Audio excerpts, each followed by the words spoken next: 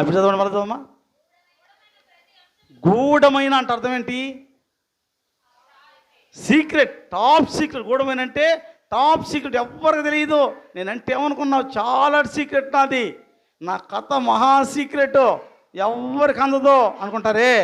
ఆ సీక్రెట్ ఏంటంటే గూఢమైన ప్రతి అంటే తెలుగు అర్థం కావట్లేదు ఈ మధ్య చాలామందికి, ఇంగ్లీష్ బాగా అర్థం అవుతుంది. అందుకని తెలుగు పక్కన పెట్టి గూఢమైన అంటే సీక్రెట్ అయిన ప్రతి అంశమును, ఇప్పుడు అర్థమయ్యేది బాగా, సీక్రెట్ అయిన ప్రతి అంశమును దేవుడు విమర్శ చేయనప్పుడు ఆయన ప్రతిక్రియను, అది మంచిదే కానీ చెడ్డదే కానీ తీర్పులోనికి తెస్తాడు. గుర్తుపెట్టుకోవాలి.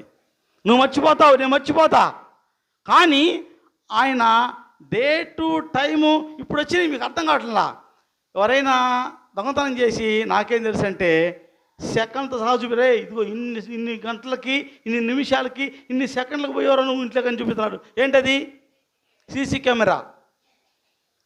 సీసీ కెమెరాలో నేను బాగలేదంటే, అరే నువ్వు ఇన్ని గంటలకి 3 గంటల 52 నిమిషాల 13 సెకండ్లకి నువ్వు వాకిట్లో అడుగు పెట్టావురా చూడు అంటున్నారు. మానవుడే ఇంత పర్టికులర్గా కనిపెట్టగలిగితే మరి ఆయన సంగతి ఏంటి? జాగ్రత్త నా ప్రియమైన దేవుని బిడ్డలారా, గూఢమైన ప్రతి అంశాన్ని ఆయన తీర్పులను తెస్తాడు. జాగ్రత్తగా ఉన్నాం. చివరి రోజుల్లో ప్రభు అక్కడ సిద్ధంగా ఉంది. ఎక్కడ పెట్టినా ఇదే జరుగుతూ ఉంది. ప్రభువుకి సాక్షిగా జీవిద్దాం. నా భక్తి, నా వాక్యము, నీ పాట, నీ ప్రార్థన ఈ అవసరం నా దేనికి? దేవునికి. నువ్వు ఎలా జీవించావు కావాలి దేవునికి.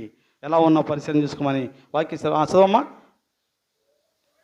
గూఢమైన ప్రతి అంశమును గూర్చి దేవుడు విమర్శ చేయనప్పుడు ఆయన ప్రతిక్రియను మంచి కూడా చూపిస్తాడు. ఫలానా మంచి దాసురా అంటాడు ఆయన. ఫలానా నమ్మకమైన దాసురా, నువ్వు మంచి పనులు చేసేవని పొగుడుతాడు, మంచి క్రియ తెస్తాడు, తర్వాత చెడ్డ క్రియ కూడా తెస్తాడు ఆయన. కనుక చాలా జాగ్రత్తగా ఉండాలి. నువ్వు మర్చిపోయినా ఆయన మర్చిపోడు. కాబట్టి దేవుని దగ్గర యథార్థంగా జీవిద్దాము. విధవరాండ్రకి, తండ్రి లేని బిడ్డలకి, విధవరాండ్రకి, దీనులకి మనం అండగా ఉందామని వాక్యం సెలవిస్తోంది. మరొక మాట చూద్దాము. కీర్తన 146 కీర్తన 9వ వచనం. 146 కీర్తన 9వ వచనం. యెహోవా, ఒక్కరు చదవండి ఎవరైనా ఒకళ్ళు. యెహోవా పరదేశులను కాపాడువాడు, ఆయన తండ్రి లేని వారిని, విధవరాలను ఆదరించువాడు.